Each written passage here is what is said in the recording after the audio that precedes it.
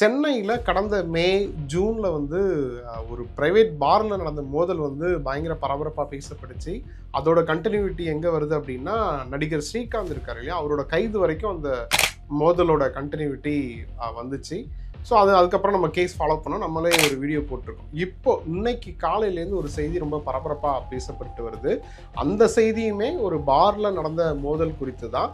அதில் ஒரு குறிப்பாக ஒரு நடிகை இன்வால்வ் ஆகலை அப்படின்னா அந்த செய்தி சாதாரணமாக கடந்து போயிருப்பாங்க. பட் அதில் ஒரு நடிகை வந்து இன்வால்வ் ஆயிருக்கிறதுனால அந்த செய்தி ரொம்ப பரபரப்பை ஏற்படுத்தியிருக்கு அப்படின்றது தான் உண்மை.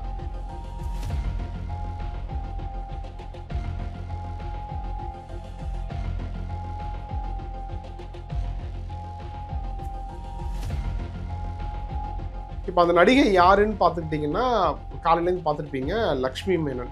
மலையாளத்தையும் நடிச்சிருக்காங்க, தமிழ்லையும் நடிச்சிருக்காங்க. அவங்களோட பூர்வீகம் வந்து கேரளா தான்.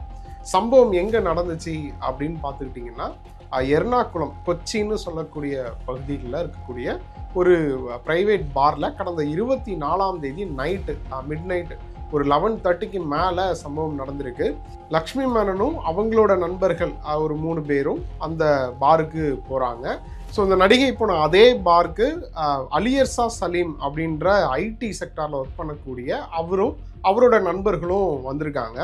அங்கே இந்த 2 டீமுக்கும், அதாவது அந்த அலியர்சா சலீம்னு சொல்லப்படுற அந்த நபர் கேங்குக்கும் லக்ஷ்மி மேனனோட ஃப்ரெண்ட்ஸ் இருக்காங்க இல்லையா, அந்த கேங்குக்கும் வாக்குவாதம் ஸ்டார்ட் ஆயிருக்கு. அந்த வாக்குவாதம் வந்து ரொம்ப சிவியராக மாறி இருக்கு. ஒரு கட்டத்துக்கு மேலே நார்மலாகி அங்கேருந்து அந்த ஐடி இண்டஸ்ட்ரியில் ஒர்க் பண்ணிக்கிட்டு இருக்கிற அந்த அலியர்சா சலீம் அப்படின்ற நபரும் அவரோட நண்பர்களும் அங்கேருந்து கிளம்பிட்டாங்க.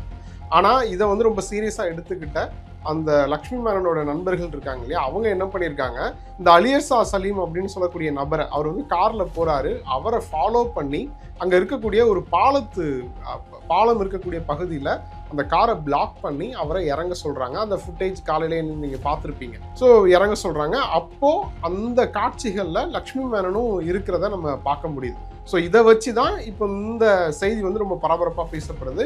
லக்ஷ்மி மேனன் இதில் இன்வால்வ் ஆயிருக்காங்க அப்படின்றது கன்ஃபார்ம் ஆயிருக்கு. அங்கே என்ன நடந்திருக்கு அப்படின்னா, அங்கே வாக்குவாதம் வந்து இங்கேயும் கண்டினியூ ஆயிருக்கு. அந்த பாலம் இருந்த பகுதியிலையும் கண்டினியூ ஆயிருக்கு. ஒரு கட்டத்துக்கு மேலே லக்ஷ்மி மேனனோட நண்பர்கள் என்ன பண்ணியிருக்காங்க, சலீம் அப்படின்ற நபர் மீது தாக்குதல் நடத்தினதாகவும் அவரோட கார்லேருந்து இறக்கி கடத்தி ஒரு குறிப்பிட்ட பகுதிக்கு கூட்டு போனதாகவும், அந்த பகுதியில் வச்சு நடுவழியில் வந்து அந்த நபரை கார்லேருந்து இறக்கி விட்டதாகவும் கேஸ் ரெஜிஸ்டர் செய்யப்பட்டிருக்கு. அந்த சலீம், அலியாசர் சலீம் அப்படின்ற நபர் வந்து கம்ப்ளைண்ட் கொடுத்துருக்காரு. அந்த கம்ப்ளைண்ட்ல இதுதான் மென்ஷன் ஆயிருக்கு. என்னை தாக்குதல் நடத்தியிருக்கு, என் மேலே என்னை அடிச்சிருக்காங்க, தாக்குதல் நடத்துனது மட்டும் இல்லாமல் என்னைய வந்து கார்லேயே கடத்திட்டு நடுவழியில் இறக்கி விட்டாங்க அப்படின்றது தான் அந்த புகாரில் பதிவு செய்யப்பட்டிருக்கு. ஸோ இதன் அடிப்படையில் காவல்துறை வந்து எஃப்ஐஆர் ரெஜிஸ்டர் செய்யப்பட்டிருக்காங்க. இந்த கம்ப்ளைண்ட்டை தொடர்ந்து லக்ஷ்மி மேனனோட 3 நண்பர்களை கைதும் பண்ணியிருக்காங்க. அனீஸ், மித்துன், அப்புறம் சோனா மோல் அப்படின்ற 3 பேரை கைதும் பண்ணியிருக்காங்க.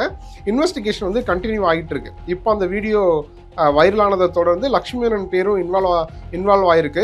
இப்போ லக்ஷ்மி மேனனை வந்து தேடுறதாகவும் அவங்க வந்து தலைமறைவாக இருக்காங்க அப்படின்ற மாதிரியும் காவல்துறை தரப்புலேருந்து சொல்கிறாங்க. அதாவது அவங்க ஃபோன் சுவிட்ச் ஆஃப் ஆகிடுச்சு. லக்ஷ்மி மேனன் வீட்டில் போயும் செக் பண்ணிட்டாங்க, அங்கே லக்ஷ்மி மேனன் இல்லை. ஸோ லக்ஷ்மி மேனன் வந்து தலைமறைவாயிட்டாங்க அப்படின்னு செய்திகள் வெளியாயிருக்கு. இப்போ நியூஸ் மினிட் எடுத்துக்கிட்டிங்கன்னா அதில் வந்து எஃப்ஐஆரில், அதாவது இந்த சம்பவத்தில் லக்ஷ்மி மேனன் இன்வால்வ் ஆயிருக்காங்க, ஆனால் எஃப்ஐஆரில் அவங்களோட பேர் இல்லை அப்படின்ற மாதிரி கமிஷனரே வந்து பேசியிருக்கார். நியூஸ் மினிட்ல அது ஆர்டிக்கலாக வந்திருக்கு. ஸோ இது இல்லாமல் லக்ஷ்மி மேனோட நண்பர்கள் டீம் இருக்கு இல்லையா, அவங்களுமே, அதுவும் குறிப்பாக அந்த சோனா அப்படின்ற பெண் வந்து அந்த அலியர்சா சலீம், அதாவது இவங்க கேங்குக்கு அகெயின்ஸ்டாக கம்ப்ளைண்ட் கொடுத்தாரு இல்லையா, அவங்களுக்கு அகெயின்ஸ்டாக இவங்களுமே கம்ப்ளைண்ட் கொடுத்துருக்காங்க. என்ன கம்ப்ளைண்ட் கொடுத்துருக்காங்க அப்படின்னா, பார்ல வச்சு பீர் பாட்டில தூக்கி வீசினதாகவும், அதில் இவங்களோட கண் பகுதியில் அடிபட்டதாகவும், அதில் தான் வந்து வாக்குவாதமே ஸ்டார்ட் ஆச்சு அப்படின்ற மாதிரி குறிப்பிட்டிருக்காங்க. இது ரிலேட்டடாக போலீஸ் ஆஃபீஸர்ஸுமே சொல்லியிருக்காங்க. அவங்க தரப்புலேருந்து வந்த கம்ப்ளைண்ட் வந்து மெயில் மூலமாக வந்தது. ஸோ அந்த மெயில்லையுமே நாங்கள் ரிப்ளை பண்ணி அதுக்கான தகவல்களை கேட்டிருக்கோம். ஸோ அதுக்கப்புறம் ரிப்ளை எதுவும் இல்லை அப்படின்ற மாதிரி சொல்லியிருக்காங்க. பட் சில மலையாள சேனலில் உண்மையிலே கம்ப்ளைண்ட் ரெஜிஸ்டர் ஆகிருக்கு. ஸோ இதை வந்து போலீஸ் தரப்புலேருந்து கவுண்டர் பெட்டிஷனாக அவங்க எடுத்திருக்காங்க. ஸோ இப்போது 2 கம்ப்ளைண்ட்டுமே விசாரணையில் இருக்குது. பட் அவங்க முதல்ல கொடுத்த கம்ப்ளைண்ட்டின் அடிப்படையில் இந்த 3 பேரை அரெஸ்ட் பண்ணியிருக்காங்க. அதில் தான் 3வது குற்றவாளி லக்ஷ்மி மேனன் சொல்லப்படுது. பட் நியூஸ் மினிட்ல கமிஷனர் பேசும்போது எஃப்ஐஆர்ல அவங்க நேம் இன்வால்வ் பண்ணலை, எஃப்ஐஆர்ல அவங்களோட நேம் இல்லை அப்படின்றத உறுதிப்படுத்தியிருக்காரு. இதுதான் இப்போ வரைக்கும் நடந்தது. இப்போ அதாவது லக்ஷ்மி மேனனுக்கு முன்ஜாமீன் கிடைச்சிருக்கு. இப்போ இன்னைக்கு தான் நாளையிலேருந்து கோர்ட்டுக்கு விடுமுறை, அதாவது லீவ் ஸ்டார்ட் ஆகுது ஓணம் செலிப்ரேஷன் அப்படின்றதுனால. ஸோ இன்னைக்கு கோர்ட் என்ன சொல்லியிருக்கு அப்படின்னா முன்ஜாமீன் கொடுக்கப்படுது. அதே மாதிரி ஓணம் விடுமுறை முடிஞ்சு வந்ததுக்கப்புறம் இதோட விவரங்கள் கேட்டு அடுத்த கட்ட தீர்ப்பு வழங்கப்படும். அது வரைக்கும் லக்ஷ்மி மேனனை கைது செய்ய வேண்டிய அவசியம் இல்லை அப்படின்ற மாதிரி சொல்லியிருக்காங்க. ஸோ இந்த சம்பவத்தை தொடர்ந்து தான் இப்போது நம்ம தமிழில் நிறைய செய்திகள் வெளியாகுது. ராஜ போதையில் இருந்த லக்ஷ்மி மேனன் போதையில் தகராறு செய்த நடிகை, நடுரோட்டில் போதையில் தகராறு அப்படின்லாம், நடிகை தகராறு அப்படின்ற மாதிரிலாம் செய்திகள் வெளியாகுது. பட் இப்படி வர்ற செய்திகள் எதுவுமே உறுதிப்படுத்தப்படாத செய்திகள் தான். ஏன்னா இப்போ வரைக்கும் அந்த டைமில் லக்ஷ்மி மேனன் வந்து மது அருந்திருந்தாங்களா இல்லையா, இல்லை இதுக்கு பின்னணியில் வேற எதுவும் விஷயம் இருக்கா?